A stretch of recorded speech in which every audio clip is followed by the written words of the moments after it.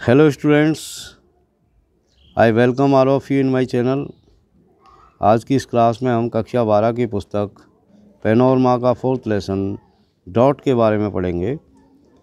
और इससे पिछले वीडियो में हम डॉट के 2 पार्ट पढ़ चुके हैं। इस क्लास में हम तीसरा पार्ट पढ़ेंगे डॉट का। डॉट का मतलब होता है सूखा यानी अकाल। तो डियर स्टूडेंट्स, इससे पहले कि हम शुरू करें, आप सभी से मेरा ये कहना है कि आप यदि मेरे नए व्यूअर हैं तो सब्सक्राइब करना चैनल को, जिससे कि आपको नवीनतम अपडेट मिलती रहे। और ये कि आप मेरे साथ जुड़े रहें, लगातार पूरा पाठ पढ़ें, शुरू से अंत तक वीडियो को देखें।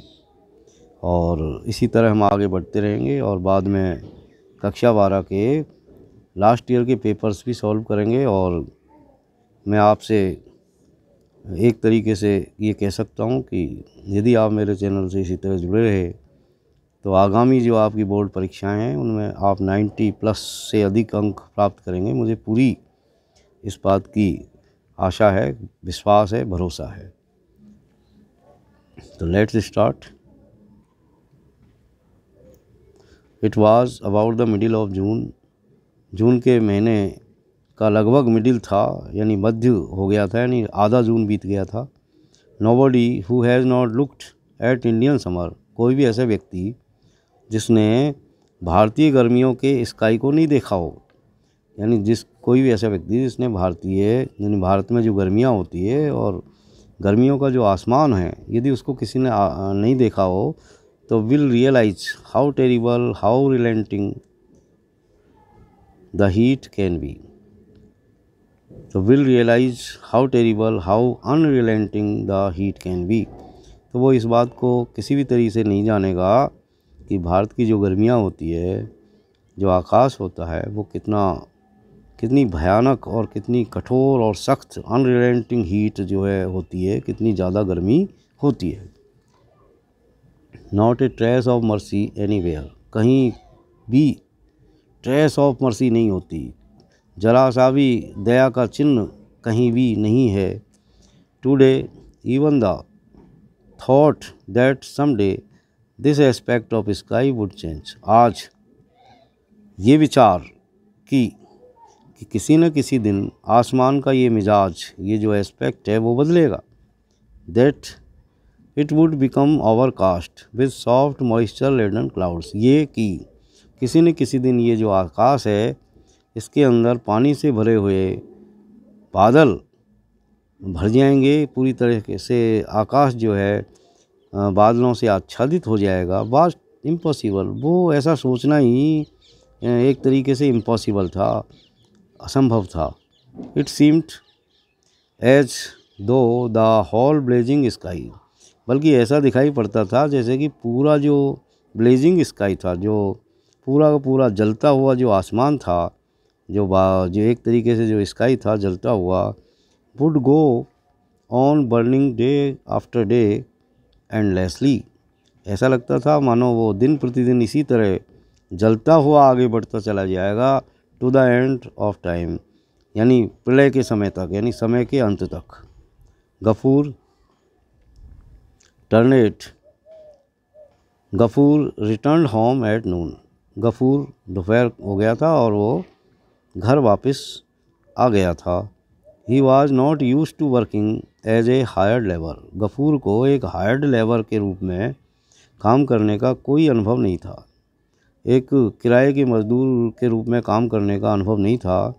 And it was only 4 or 5 days since his temperature had gone down, और उसके टेम्परेचर को गॉन डाउन हुए, यानी उसका जो बुखार था उसको गए हुए अभी 4 या 5 ही दिन हुए थे। His body was still weak and tired, तो चूँकि बुखार अभी भी गया था 3-4 रोज़ पहले ही, तो उसकी जो बॉडी थी, जो उसका शरीर था, वो स्टिल यानी अभी भी वीक एंड टायर्ड था, यानी कमज़ोर और थका हुआ था। He had gone out to seek work, हालांकि वो काम करने की तलाश में कहीं बाहर गया था, बट इन वैन, लेकिन उसकी ये जो तलाश थी वो बेकार साबित हुई। इन वैन का मतलब बेकार साबित होना, फालतू। ही हैड नो सक्सेस, उसे कोई सफलता नहीं मिली थी। Hungry, thirsty, tired, everything was dark before his eyes. अब चूंकि वो पूरी तरह से थका हुआ था, हंग्री था और थर्स्टी था, तो ये तीनों चीज़ों ने मिल कर के उसके ऊपर ऐसा प्रभाव डाला कि एक तरीके से उसकी आंखों के सामने अंधेरा छा गया। Everything was dark before his eyes, यानी उसकी आंखों के आगे जो है हर चीज़ अंधेरी हो गई थी। कहने का मतलब उसकी आंखों के आगे अंधेरा छा गया था। Is the food ready Amina dear, he called out from the courtyard. तब गफूर ने कोर्टयार्ड से यानी आंगन से आवाज़ लगाई ज़ोर से कि अमीना बेटी, क्या भोजन तैयार है? Without answering his daughter silently came out and stood leaning against the wall.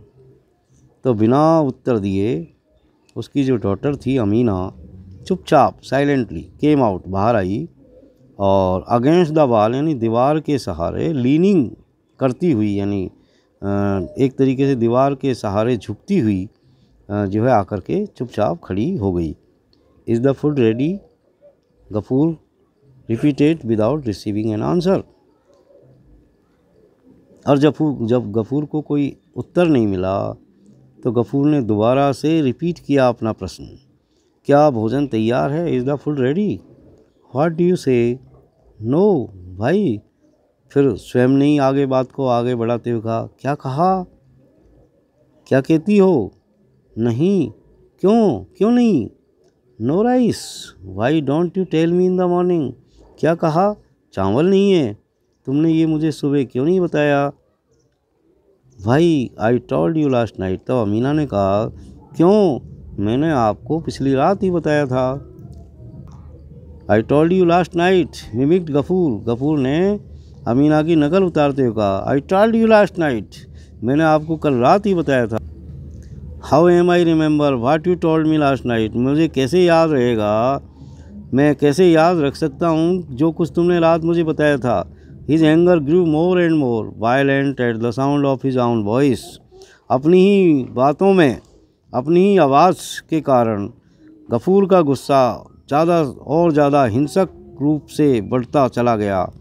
Of course there is no rice, of course there is no rice, अच्छा वास्तव में कोई चावल नहीं है। ही ग्राउल्ड, वह गुर्राया, with his face more distorted than ever, बिल्कुल अपने चेहरे को सिकोड़ता हुआ है। आज से पहले ऐसा कभी नहीं हुआ था। आज से पहले गुस्से में उसका चेहरा इतना सिकुड़ा हुआ नहीं लगा जितना कि आज लगा। What does it matter whether your father eats or not? But the young lady must have her 3 meals.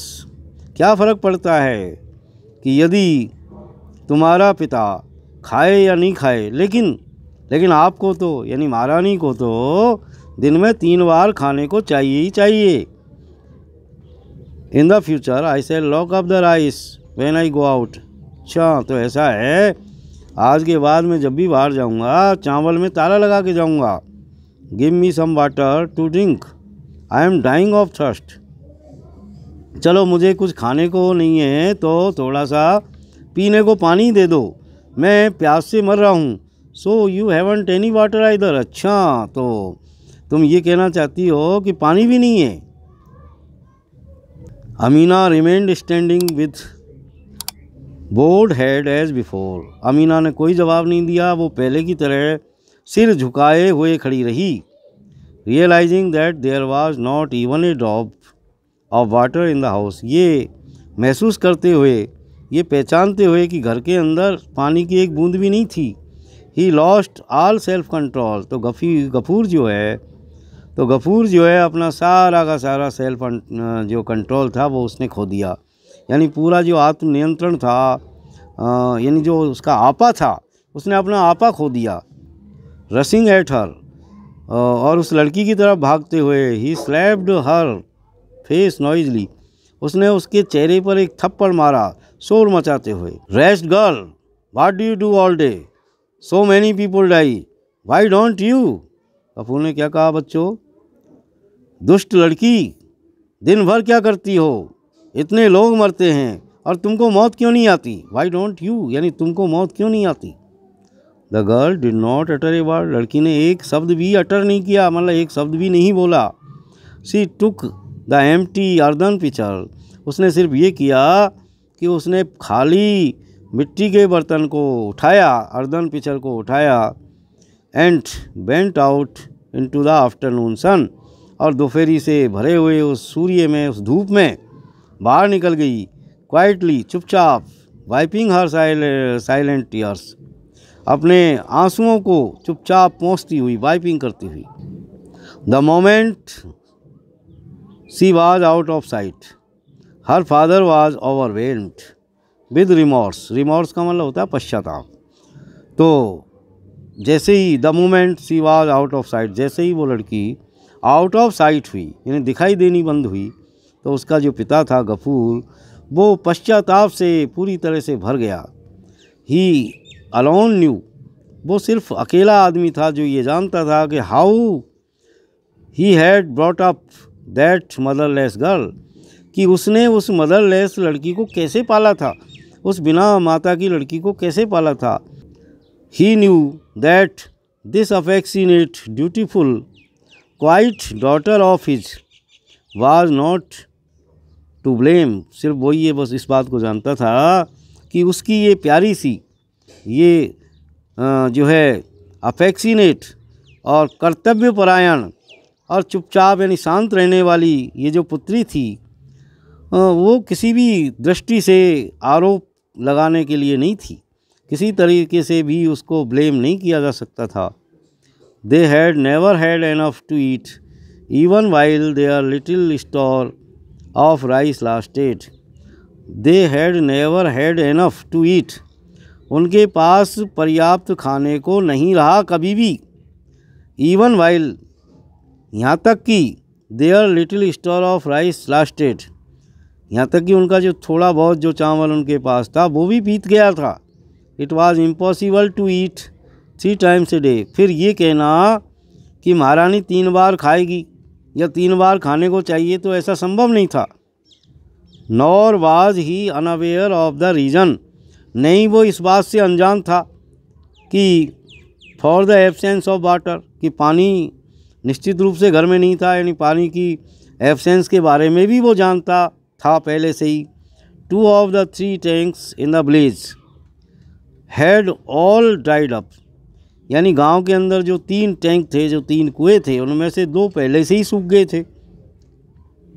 The little water that there was still in the private tank of Shibu Babu, सिर्फ एक निजी एक टैंक था शिबू बाबू का, उसमें अभी थोड़ा पानी था। Was not for the public, और वो पानी भी पब्लिक के लिए नहीं था, यानी लोगों के लिए नहीं था। A few holes had been dug at the bottom of the other tanks, तो गांव वालों ने क्या है कि दूसरे जो टैंक्स थे उनमें हॉल कर लिए थे नीचे ज़मीन में। But there was such crowding and jostling for a little water that this chit of girl could not even approach them, और उस जो थोड़ा बहुत वो जो पानी उन हॉलों में होकर के निकलता था, तो गांव वालों में उस पानी के लिए जो भीड़ लगती थी, जो क्राउडलिंग होती थी, और जो जॉसलिंग होती थी, जो धक्का मुक्की होती थी, वो इस छोटी सी लड़की के लिए उस भीड़ में होकर के पानी तक पहुंचना बिल्कुल भी आसान नहीं था, यानी ये पहुंच ही नहीं सकती थी पानी तक। She stood for hours on and later much begging, तब बहुत देर तक खड़ी रहने पर और लोगों की बहुत सारी मिन्नतें करने पर, if somebody took pity on her, यदि कोई व्यक्ति उसके ऊपर दया कर देता, तो she returned home with little water, तो ऐसी कंडीशन में ही वो लड़की थोड़ा सा पानी लेकर के घर लौट सकती थी, या घर थोड़ा सा पानी ही लेकर के आती थी। ही न्यू ऑल दिस, वो इस सारी चीज़ों को जानता था। Perhaps there was no water today और nobody had found time to take pity on her, शायद हो सकता है कि आज घर में कतई पानी नहीं था, और शायद आज कुएं पे किसी व्यक्ति ने उस लड़की के ऊपर दया नहीं की थी और दया करके उसको थोड़ा सा भी पानी नहीं दिया था। Something of the sort must have happened, निश्चित रूप से इनमें से कोई न कोई बात हुई होगी। ही थॉट, उसने सोचा। And his own eyes too filled with tears, और ऐसा सोच सोच करके गफूर की स्वयं की आंखें भी आंसुओं से भर गई। Gafur are you in, somebody cried out in the yard, कोई बाहर आंगन में आकर के चिल्लाया कि गई गफूर क्या तुम अंदर हो। The landlords messenger had arrived, landlord का कोई दूत, कोई संदेशवाहक वहाँ आया। यस आई एम इन भाई, आंसर्ड गफूर बाइटरली। अब चूंकि गफूर का उस समय दिमाग खराब पहले से ही था, तो गफूर ने थोड़ा कड़ाई के साथ, कड़वाहट के साथ उत्तर दिया, हाँ हाँ मैं यहीं हूँ, क्या बात है। Master has sent for you, come. तो उस जो आया था आदमी जमींदार की तरफ से, उसने थोड़े कठोरता से कहा कि चलो मालिक ने बुलाया है। I haven't had any food yet, I will come later, said Gafur. Gafur ने जवाब दिया कि ऐसा है मैं बाद में आ जाऊंगा, मैंने अभी तक भोजन नहीं किया है। Such impudence seemed intolerable to the messenger. अब गफूर की ये जो हट धर्मिता थी वो उस मैसेंजर को इनटॉलरेबल लगी, असहनीय लगी। वो ऐसे शब्दों की आशा नहीं कर रहा था। It's master's order to bring you to him and give you a good thrashing, he रोअर्ड।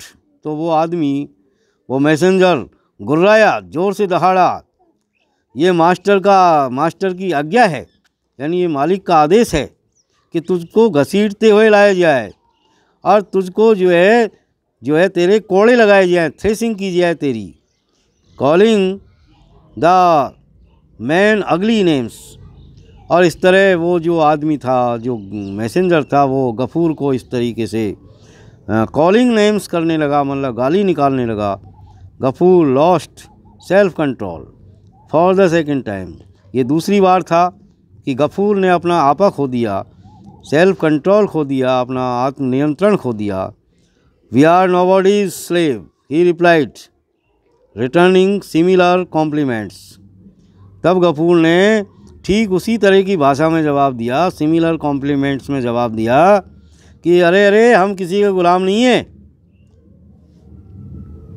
We पे रेंट टू लिव हियर, हम यहाँ रहने का किराया देते हैं। आई विल नॉट गो, मैं नहीं जाऊँगा। But in this world it is not only futile for the small to appeal to authority, लेकिन आज की दुनिया में बड़े लोगों से अपील करना भी छोटे लोगों के लिए बेकार की बात होती है, फ्यूटाइल साबित होती है। It is dangerous as well, यानी न केवल बेकार साबित होती है बल्कि खतरनाक भी साबित होती है। Fortunately the टिनी voice seldom reaches big years, क्योंकि सौभाग्य से ही छोटी आवाज़ बड़े कानों तक मुश्किल ही पहुंचती है। सौभाग्य से छोटी आवाज़ बड़े कानों तक मुश्किल से ही पहुंचती है, या कभी कभी ही पहुंचती है, सेल्डम। और who knows what might happen, और फिर इस बात को कौन जानता है। When Ghafoor return home from the landlords, और जब गफूर लैंडलॉर्ड के घर से वापस आया, जमींदार के घर से वापस आया, एंड क्वाइटली ले डाउन, और आकर के चुपचाप लेट गया। His face and eyes were swollen, तो अब इस बार जब वो वापस आया तो उसकी आँखें और उसका चेहरा सूजा हुआ था। तो आप बिल्कुल कल्पना कर सकते हो कि निश्चित रूप से वो मैसेंजर गफूर को ले गया होगा और वहाँ उसकी धड़ाधड़ शायद पिटाई हुई होगी, और पीट करके उसके चेहरे को और उसके जो है आँखों को सुझा दिया गया था।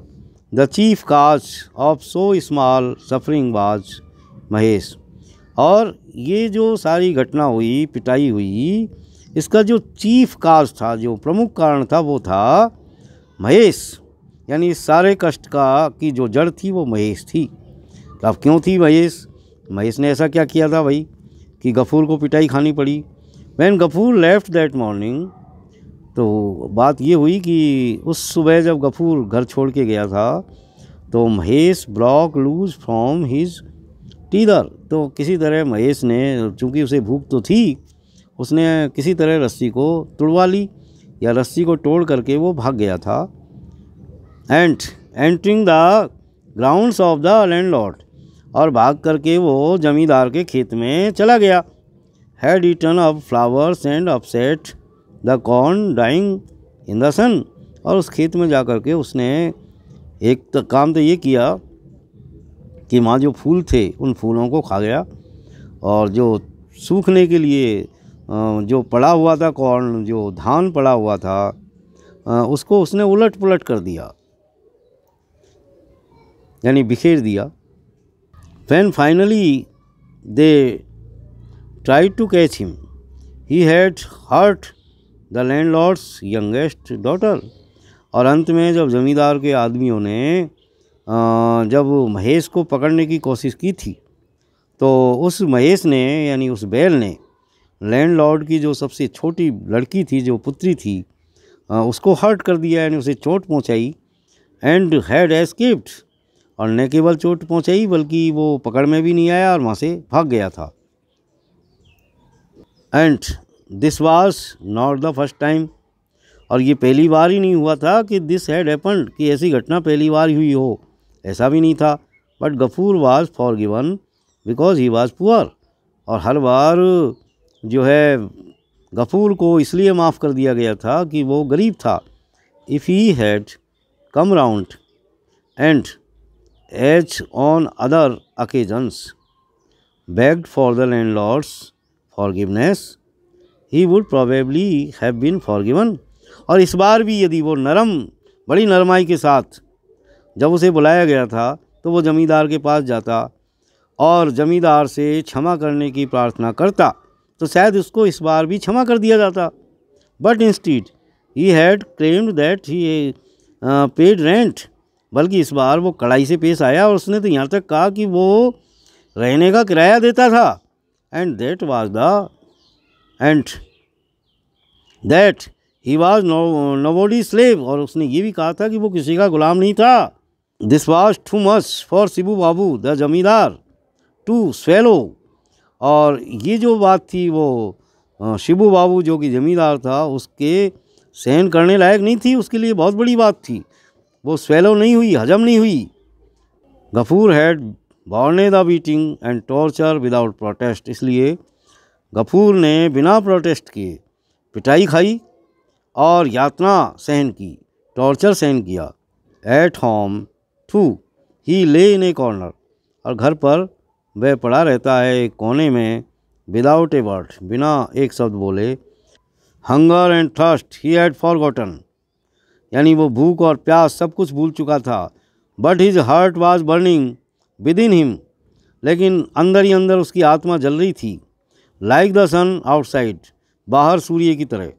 He had kept no count of how time passed, उसके पास ऐसा कोई पैमाना नहीं था जिससे वो ये नाप सके कि समय कैसे गुजर गया था।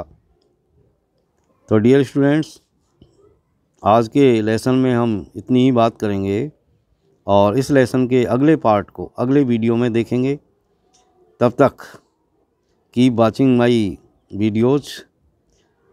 तो dear students, that's all for today. See you again in next video. Till then, keep watching my videos. Thank you very much.